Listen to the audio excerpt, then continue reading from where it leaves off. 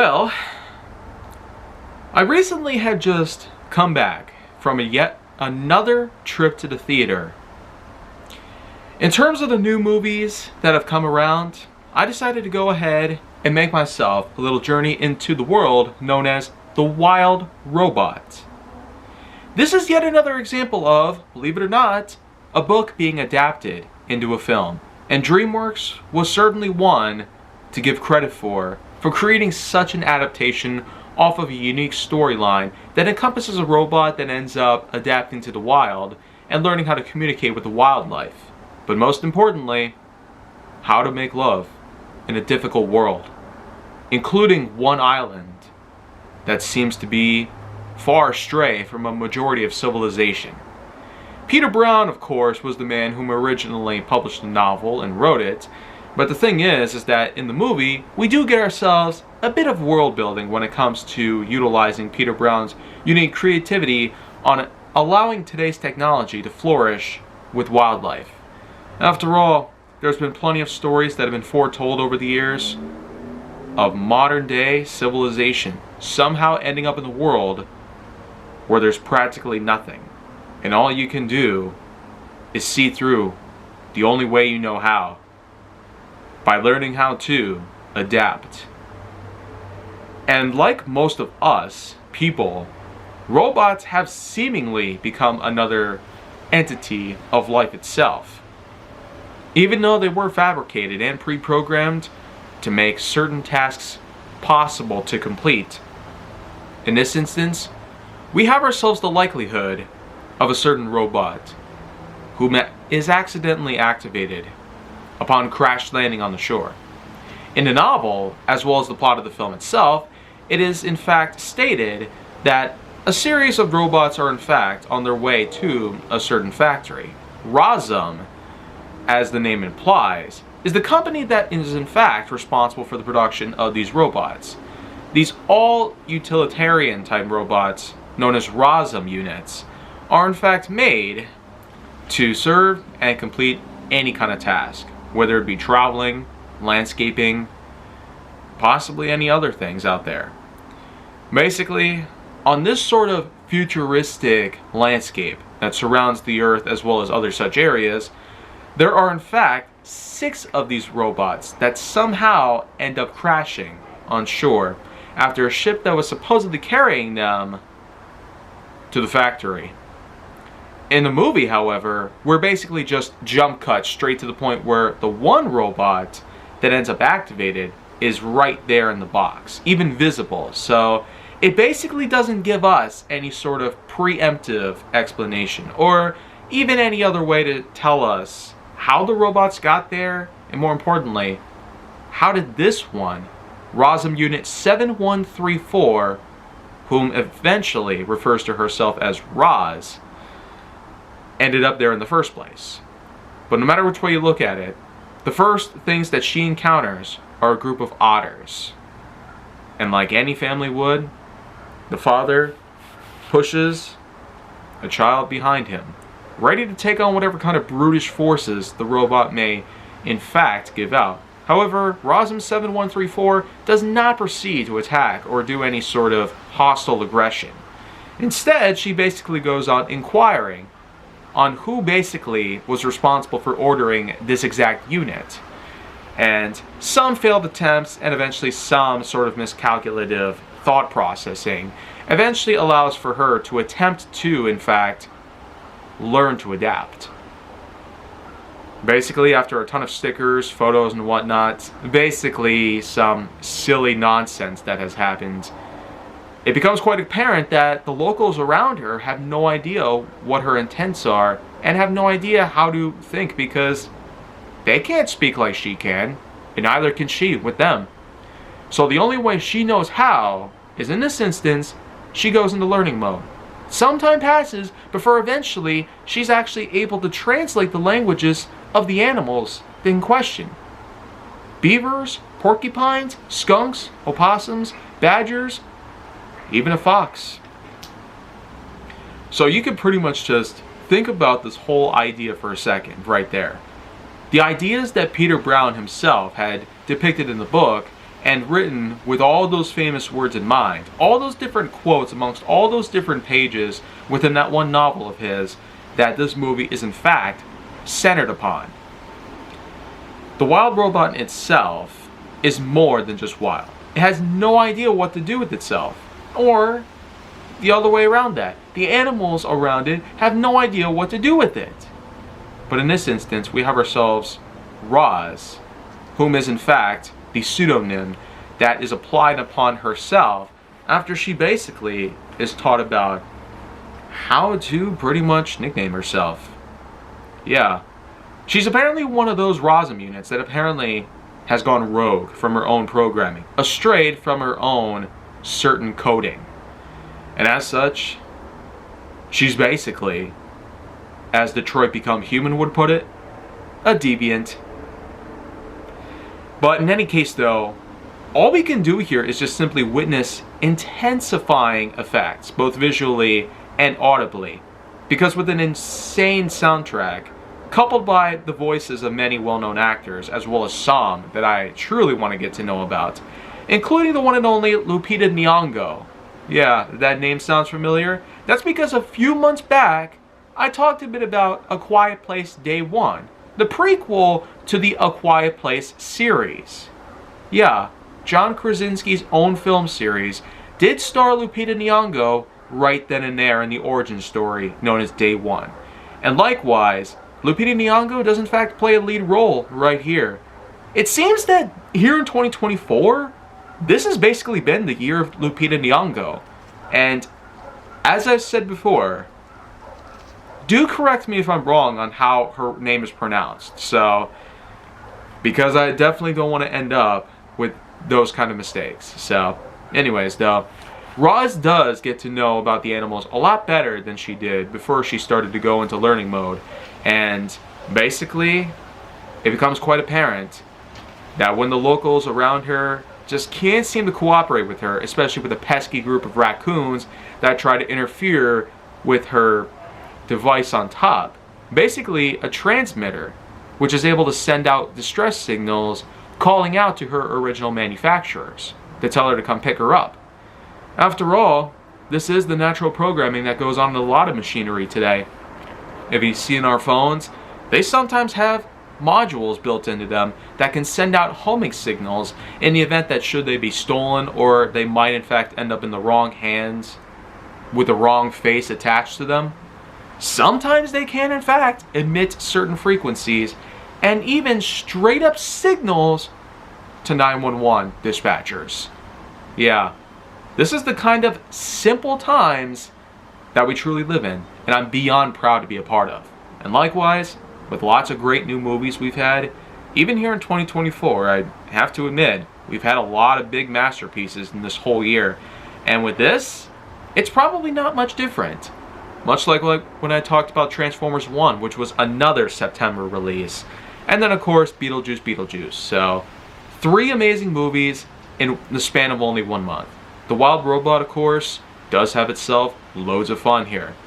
In any case though, eventually Roz comes along after accidentally getting involved in the death of a certain goose family. One egg, however, is spared from the impact, and the egg eventually hatches, of which that the first thing that the Gosling witnesses is the face of Roz right in front of it.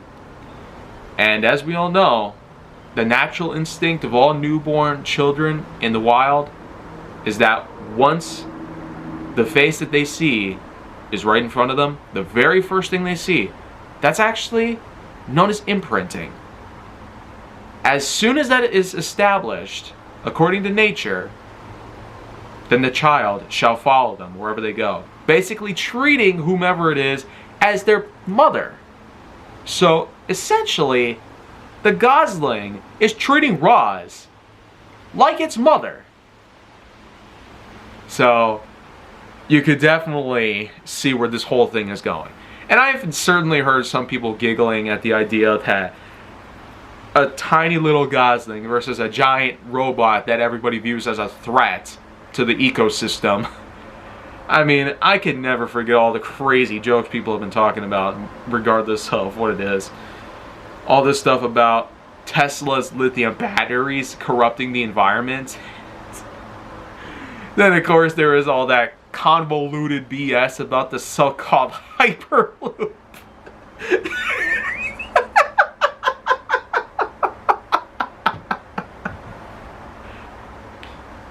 Oh, but you know what? I'm not quite done there yet. Oh, you know what though?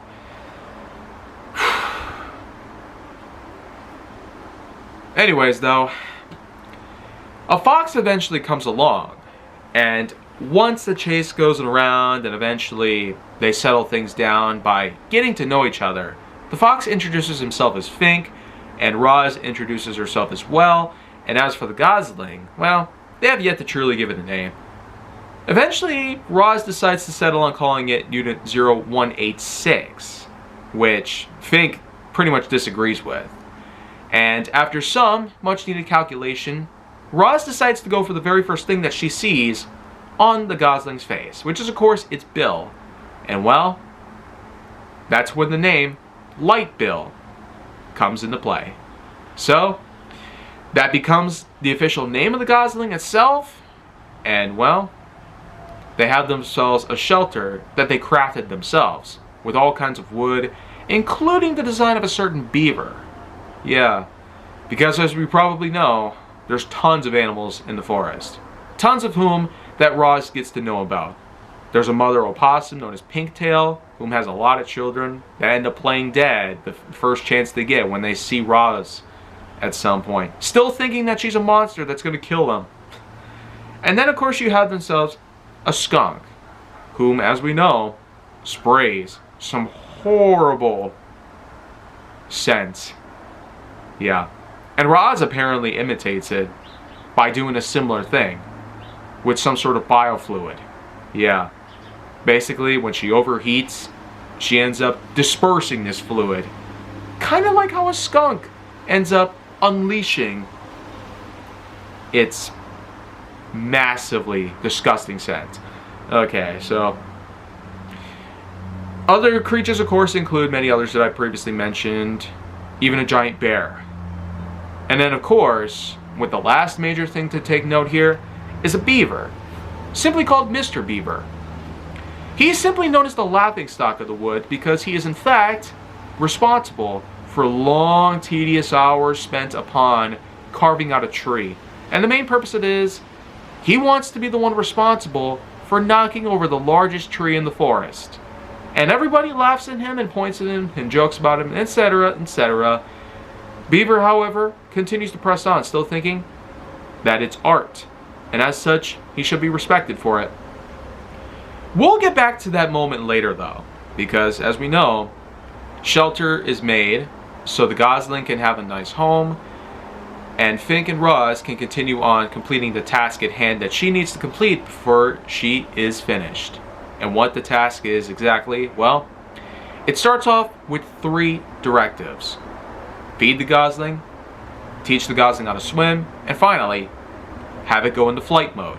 So that way, it is ready for migration season in the coming fall.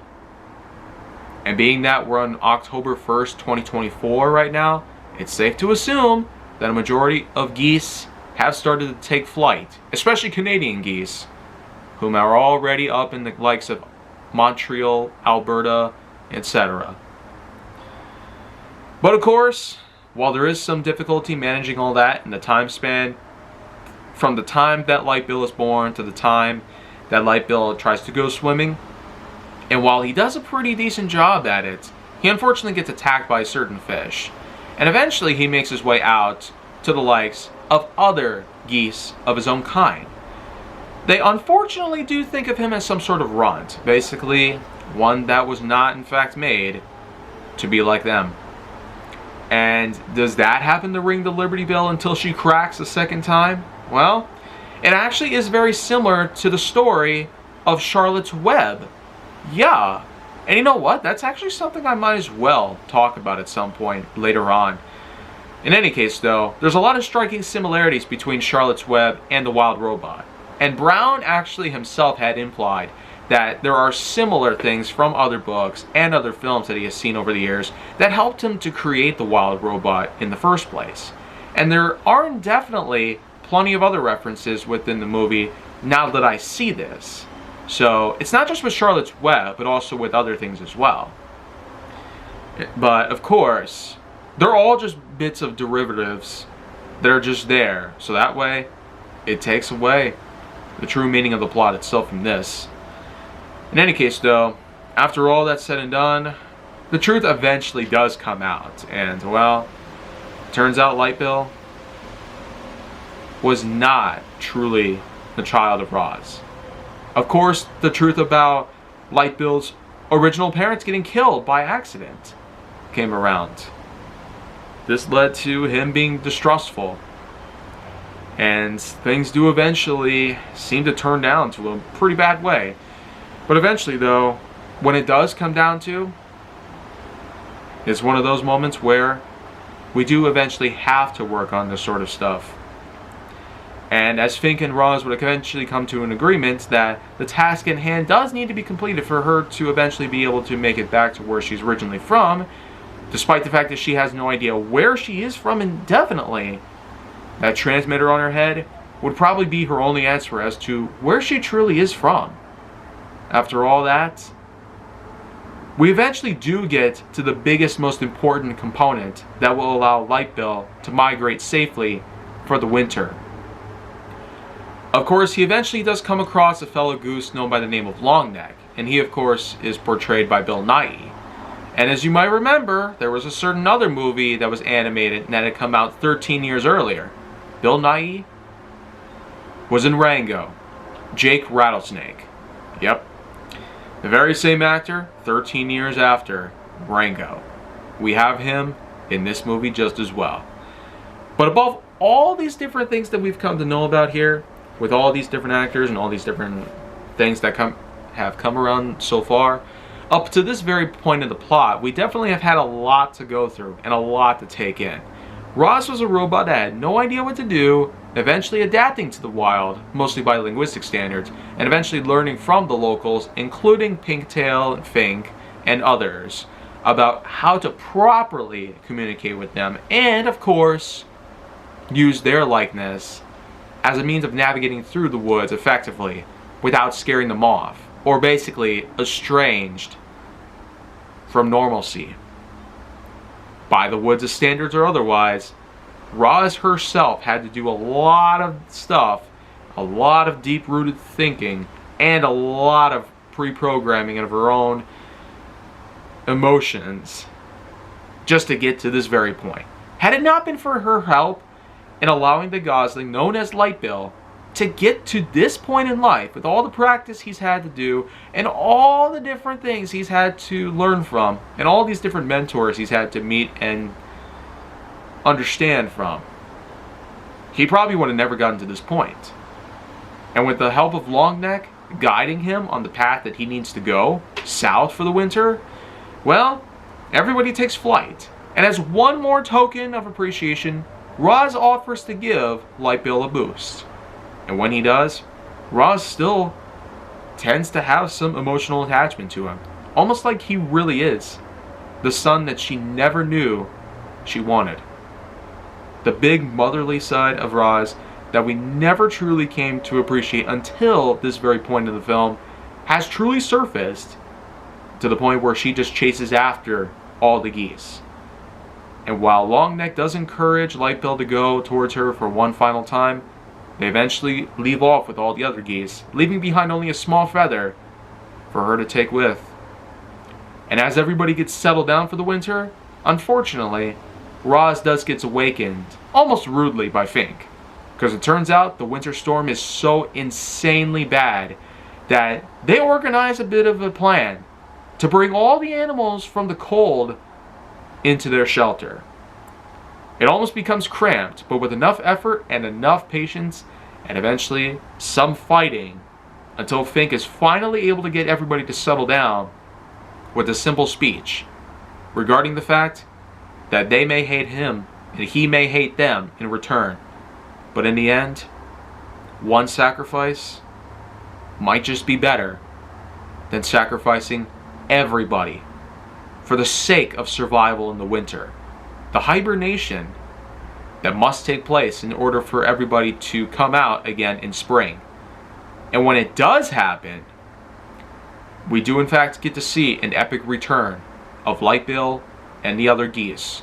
They've all landed, and even though Lightbill does make his way back to that same shelter where his life originally started from, in order to meet Roz again and have a little talk with her about everything and how it went down, well, of course, one big thing to note here is that Longneck, unfortunately, had left himself behind. And the reason being was that apparently all the geese eventually ended up in a certain part after a certain storm had erupted on their way south.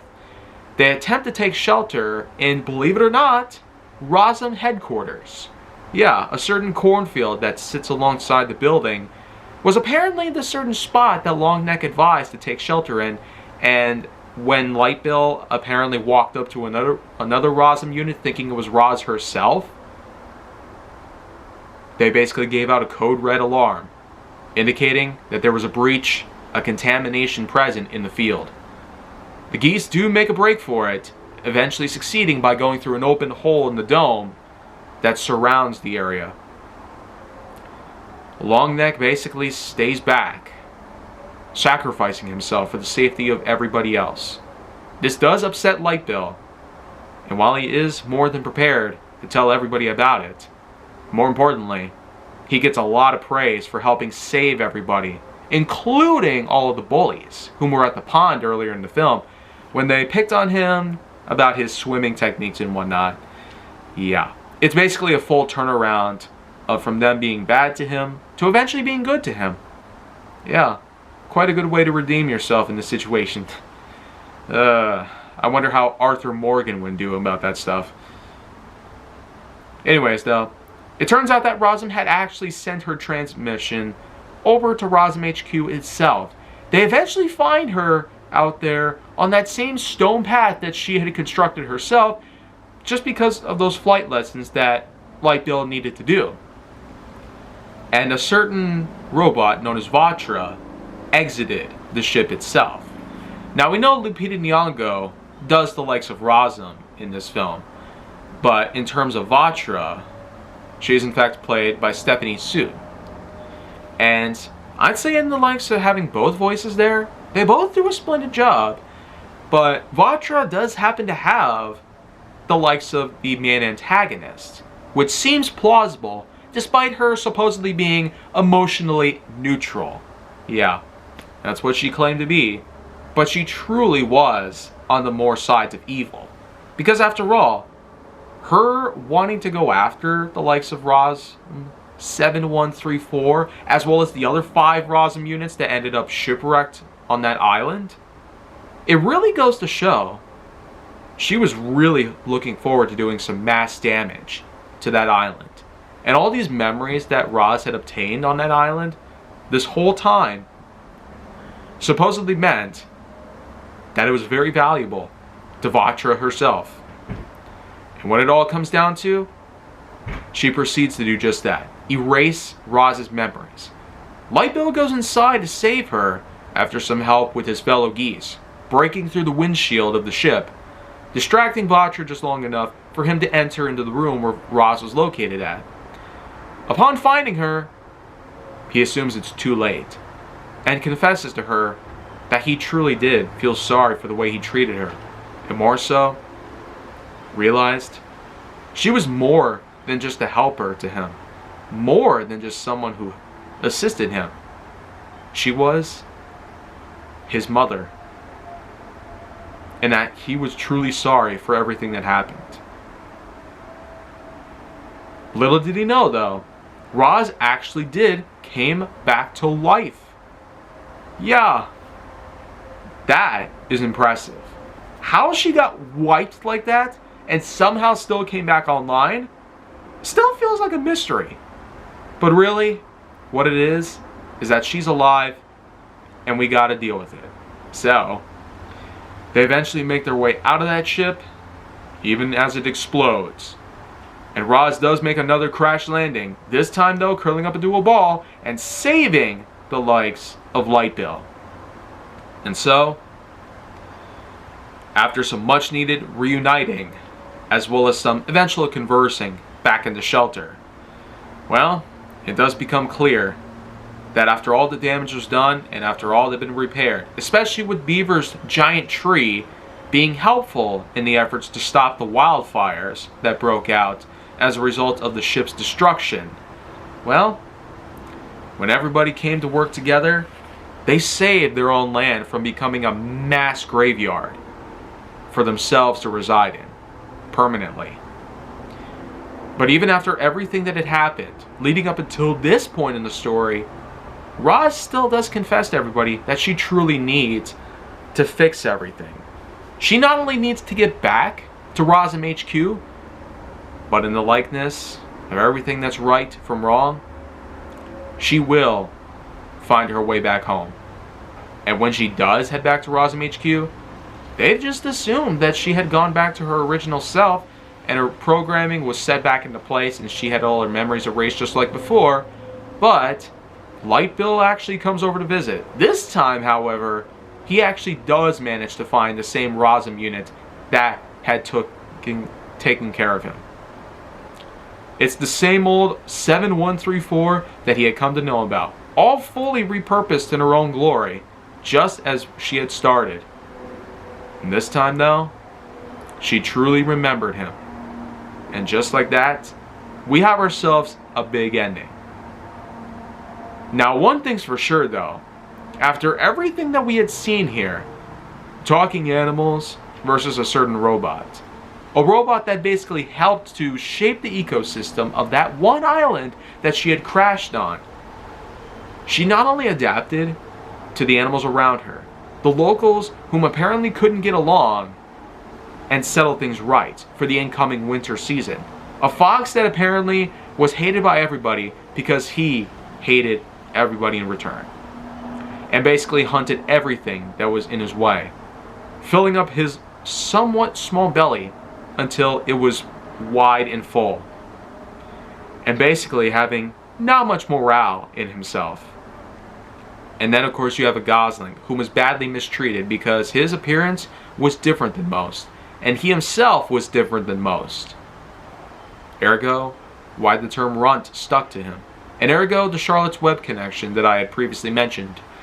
And all these other details that have also come around, lots of striking similarities to other stories over the years, and more importantly, the likeness of the movie itself, being a product of the likes of Mr. Brown himself, adapting from one of his unique novels.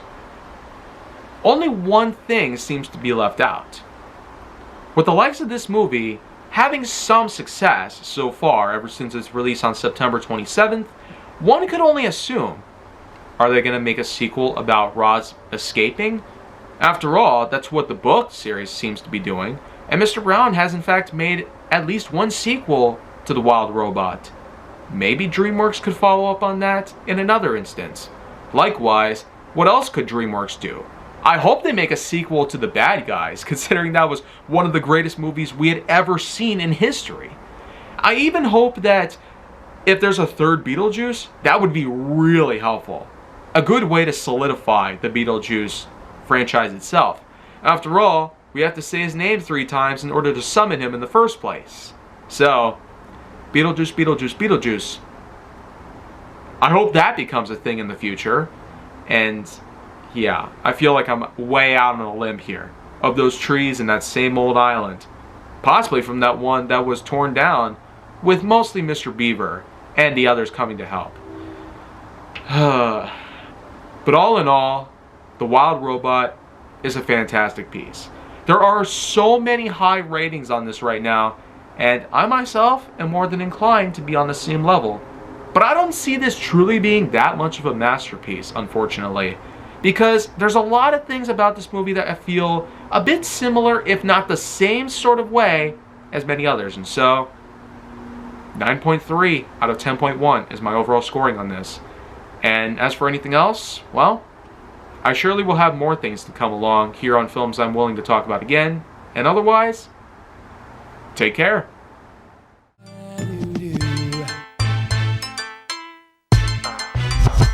Whatever I want, I usually get. And I'm thinking I want you, but I don't have you yet. I ain't got no tricks to be playing on you.